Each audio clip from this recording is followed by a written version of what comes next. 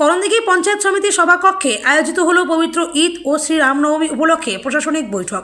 বুধবার আয়োজিত এই বৈঠকে বিশিষ্ট হিসেবে উপস্থিত ছিলেন করণদিঘির বিধায়ক গৌতম পাল, বিডিও জয়ন্ত দেবব্রত চৌধুরী, থানার আইসি সঞ্জয় ঘোষ, সমাজসেবী শ্যামলাল মাহাতো। এই বৈঠকে পবিত্র ঈদ পালনকারীদের প্রতিনিধিরা ও রামনবমী উদযাপন কমিটির সদস্যরা এই বৈঠকে উপস্থিত ছিলেন। করণদিঘির বিধায়ক গৌতম পাল জানিয়েছেন, কদিনের মধ্যেই পবিত্র ঈদ ও রামনবমী আয়োজিত হবে।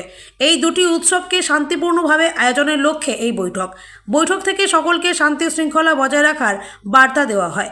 ধর্ম যার যার, উৎসব সবার, এই অঙ্গীকার করে উৎসবগুলি আনন্দের হোক এই আশা করা হচ্ছে। উল্লেখ্য, করণদিঘি ব্লকে এলাকাতে খুশির ঈদ সুন্দরভাবে পালিত হয়ে আসছে। সেই রকমভাবে রামনবমী শোভাযাত্রা কোনো বিঘ্ন ছাড়াই আয়োজিত হয়ে থাকে।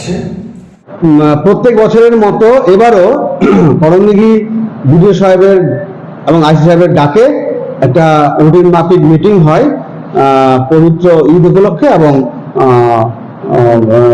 রামনবমী উপলক্ষে। এবারও সেই মিটিংটা আজকে করণদিঘি ব্লকের মিটিং হলে অনুষ্ঠিত হয়েছে।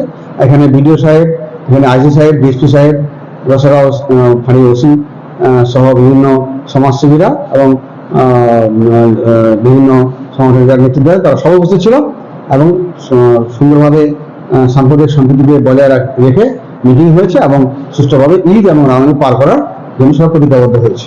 কি বার্তা থাকবে যে ঈদ এবং সামনে রামনবমী রয়েছে? আমরা আমাদের মুখ্যমন্ত্রীর কথাতেই ধর্ম যার যার, উৎসব সবার, এবং সেই উৎসব যাতে খুশির উৎসব হয় সেই মেসেজটা আমরা দেখি, খুশি হয়।